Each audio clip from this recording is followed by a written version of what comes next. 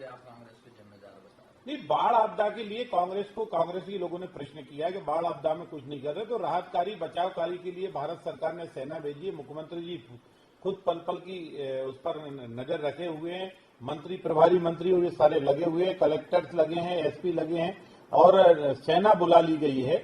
लेकिन आपदा इतनी भयानक है, इतनी दृश्यता भयानक है कि उसको संभालने में वक्त लगेगा। लेकिन कुल मिलाकर अगर इसके प्रारंभ में अगर जाया जाए तो भारत की कल्पना या मध्य प्रदेश की कल्पना या इसके बारे में अगर सोचा जाए तो इस देश में कुछ नदियां ऐसी हैं जो बारहमासी हैं, कुछ नदियां जो बरसाती हैं, पर नदी, नादे, तालाब ये भारत की संपदा है, जल, जंगल, जमीन। अगर इसकी सुरक्षा की दृष्टि से सोचा जाता, पहले प्रधानमंत्री जी सोचते, दूसरे प्रधानमंत्री इंदिरा गांधी जी सोचती, राजीव गांधी जी सोचते या नरसिम्हा राव जी सोचते, अगर नहीं सोचा तो कम से कम अटल बिहारी वाजपेयी जी ने जो भारत की नदी जोड़ो अभियान सोचा, इस अभियान को अगर मनमोहन सिंह जी नीचे तक उतारने का काम करते और ये अभियान सतत चलता, ना तो भयानक बाढ़ की त्रासदी से इतना नुकसान होता और ना सूखा क्षेत्र के कारण लोग परेशान होते।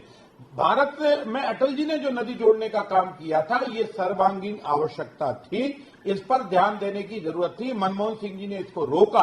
और मैं ये भी निवेदन कर देना चाहता हूं कि जब अटल जी ने प्रधानमंत्री सड़क जो है ये राजीव गांधी जी ने नहीं चलाई, ये अटल बिहारी वाजपेयी जी ने चलाई।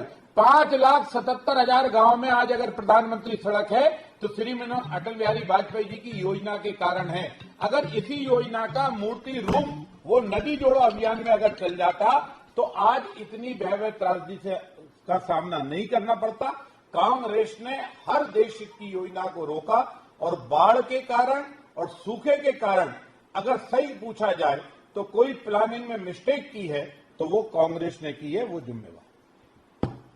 तो सालों में जब राज्य में बीजेपी की सरकार है, बीच में 15 महीने जरूर कांग्रेस की रही, लेकिन इस दौरान क्या ऐसा कुछ नहीं किया जा सकता था जिससे इस तरह की त्रासदी को रोका जा सके? 15 साल जब हमारी सरकार रही, उस सरकार के बीच में लगभग 10 साल तक जो है 9 साल तक माननीय प्रधानमंत्री थे मनमोहन सिंह जी, और नदी जोड़ो अभियान ये राष्ट्रीय योजना का परिप्रेक्ष्य में था। उस योजना को तत्काल मनमोहन सिंह जी ने भैया राहुल गांधी जी की सलाह पर बंद कर दिया था।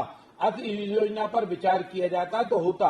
जब हमारी पुनः भारत सरकार आई तो माननीय नरेंद्र मोदी जी के नेतृत्व में गंगा सफाई अभियान से लेकर तमाम नदियों की स्वच्छता की दृष्टि से, नदियों के पाट चौड़े करने की दृष्टि से, कानपुर में जाओ तो गंगा को स्वच्छ करा, कितनी गंदी मलमूत्र और नदियों फैक्ट्रियों का वो जाता था उसको साफ करने का काम किया। तो ये जो सारी स्कीम है कि ये सारी स्कीमों पर काम शुरू हुआ। अभी हमारा एक अनुबंध हुआ केन बेतवा का, भारत सरकार और मध्य प्रदेश सरकार इस पर काम कर रही है उत्तर प्रदेश के साथ मिलकर। लेकिन 15 महीने में कमलनाथ जी ने इस सरकार इस योजना को भी अमली जामा नहीं दिया, उसको रोक दिया। इसके बाद जिस दिन से हम आए कोरोना में, लेकिन हम इस पर काम कर रहे हैं। कहने का आशय ये है कि इस त्रासदी पर जब कांग्रेस नाटक करती है और त्रासदी पर जब कांग्रेस घड़ियालू आंसू बहाने का कोशिश करती है, तब मैं कहना चाहता हूं कि इसके लिए जिम्मेदार है तो कांग्रेस है। आज अगर देखा जाए भोपाल के नदी नालों पर तो क्या स्थिति है, तो इस सब पर विचार करने की आवश्यकता है।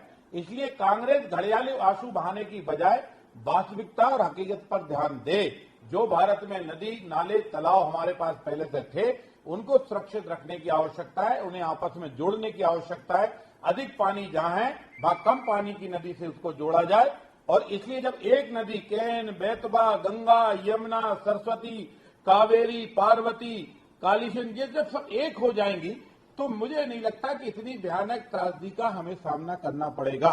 अगर हम नहीं करेंगे तो ऐसी त्रासदियों का सामना करना पड़ेगा।